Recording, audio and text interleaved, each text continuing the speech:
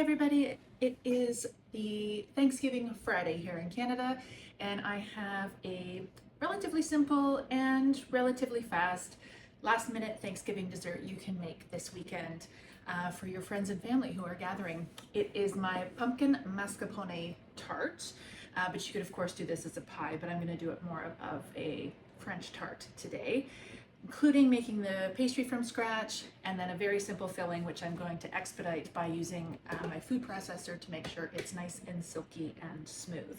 So let's get started. In this bowl, going in with pastry, just regular old all-purpose flour in here. I will of course put the entire written recipe up on the website for you at enidgrace.com.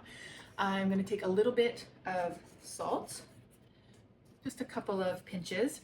I've got very cold unsalted butter already cubed up into the flour, and this is essentially pâte au sucre, or sweet pastry, so I am going to go in with a little bit of white sugar as well.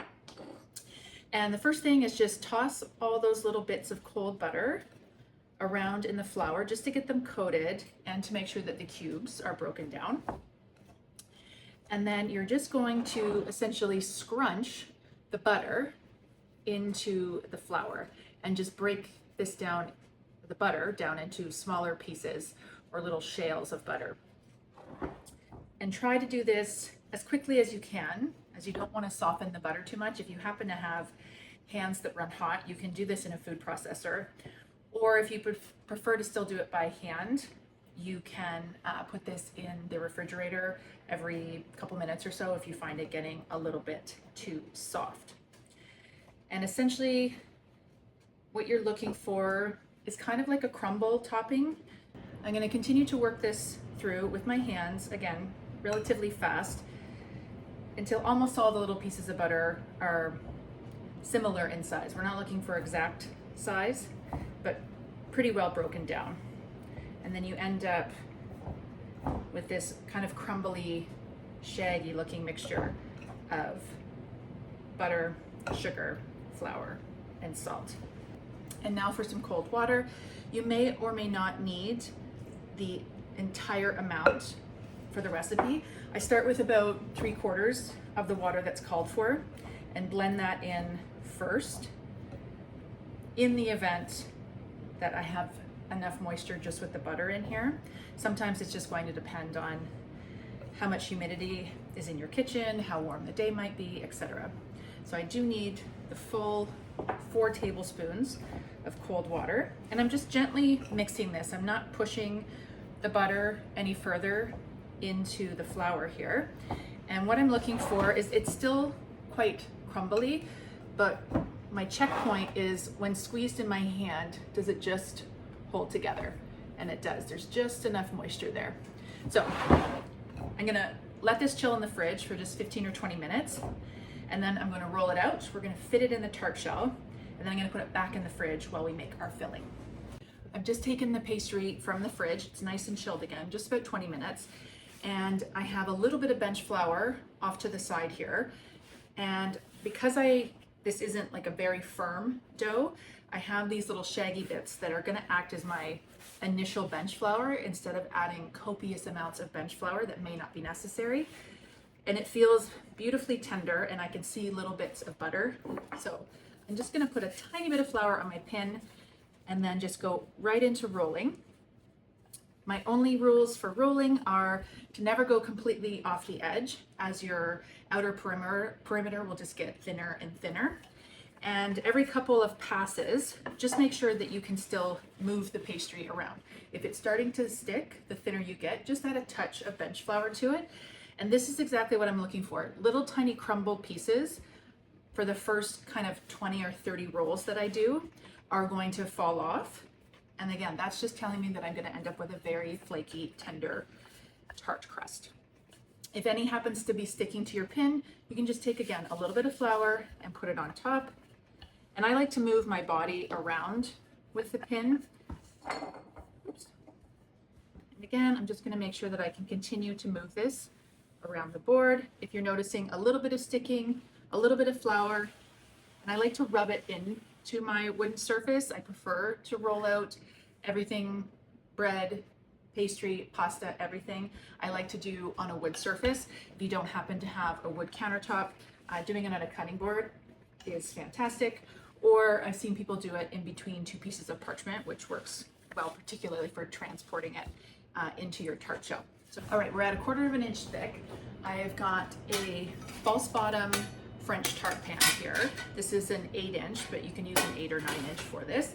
And the quickest way to get this very delicate pastry up and onto your tart base is just up on the pin and then roll it off on top of your tart shell. And then just gently nestle it in. Don't force it.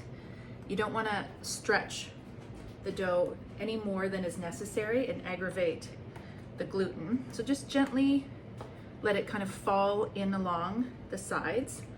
And you can just gently use the tip of your finger just to nestle it in, but I'm not forcing it into the scalloped edge. And then any excess over the edge, just let it hang. And then just take your rolling pin, roll it over the top, like so, and then you can take the excess away. And you can use these excess pieces for a decoration if you'd like. All right, so we've got a perfect French tart shell ready to go, nice and even. I'm gonna put this in the refrigerator for just about 10 or 15 minutes, just to make sure that that butter is nice and cold, and we'll get started on our filling.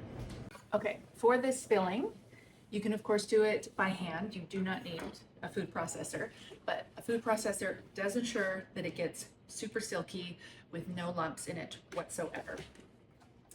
Okay, very simple filling. This is one pumpkin or pie pumpkin that I halved, de-seeded, and roasted and then pureed. You don't have to do all of those steps. You can just go ahead and get yourself some really nice pure pumpkin puree, not pumpkin pie filling, just pumpkin puree. And our next main ingredient is mascarpone.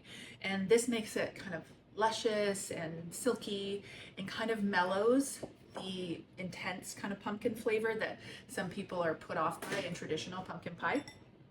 If you can't find mascarpone, you can use some cream cheese and a little bit of heavy cream, and you can mimic a similar texture. What is important though is that you pull out your mascarpone or cream cheese if you're using that, and make sure it's at room temperature so that it is very easy to incorporate. Otherwise you'll end up with little itty bitty lumps. So into the food processor, we've got our roasted pumpkin puree. And I didn't do anything to this for the roasting process. No salt, no pepper, no seasoning whatsoever. I didn't add any sugar, and I didn't even add any oil. I just placed the halves skin side down and then roasted them in a 400-degree oven, and it took about 18 to 22 minutes. I let them cool, pulled the skin back, and then into the food processor to blend. Okay, in with our mascarpone. For sweetness, I've got some dark brown sugar. And just because I like dark maple syrup, you could use honey if you wanted, or you could leave this out and just add a touch more brown sugar. I'm going in with a little bit of vanilla bean paste. I always have this, I like making it, but you can of course just use regular vanilla extract, but pure extract, not the essence. And I'm just gonna go in with a nice generous teaspoon. And then for our spices, we're gonna go with the classics. So nutmeg, about half a teaspoon of nutmeg. Ginger, I'm gonna go in with a full teaspoon of ginger. And then I do love clove, but you need to be sparing with it. It can take over very quickly. So I'm just gonna do a scant 1/4 teaspoon of it. And that's completely optional. Some people really don't like clove at all. And then my absolute favorite is allspice. This is a non-negotiable for me, particularly with autumnal dessert recipes. So I'm going in with just about half a teaspoon of that. And we need cinnamon, like big container of cinnamon, and I'm gonna go with a good heaped teaspoon, and because I'm feeling extra festive, maybe an extra half a teaspoon of cinnamon in there. And then our last ingredient, 3 large eggs, right in. Best thing about this is everything goes into the same bowl, like so. Just gonna scrape down the side here. Lid on. Boil it up. Okay, I'm just gonna scrape down the bowl just to make sure everything is incorporated.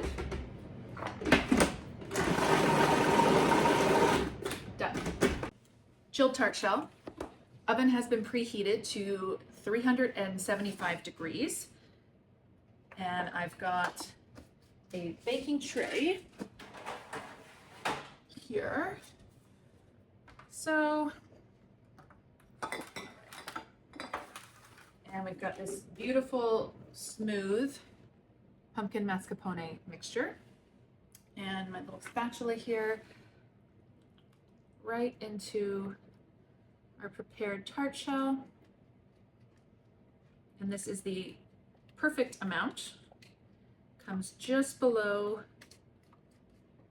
the top of the shell. It will poof up just a tiny bit because of the eggs, but then it will settle again to a nice matte sheen.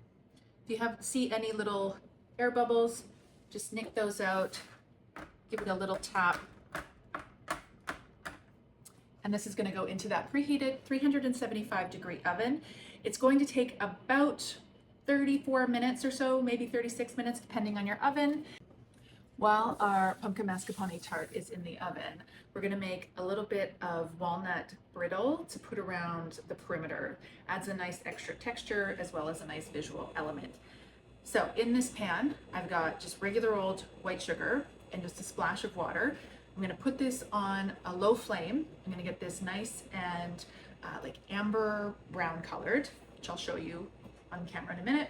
We're going to add in a big handful of either chopped pecans or walnuts, whatever you prefer.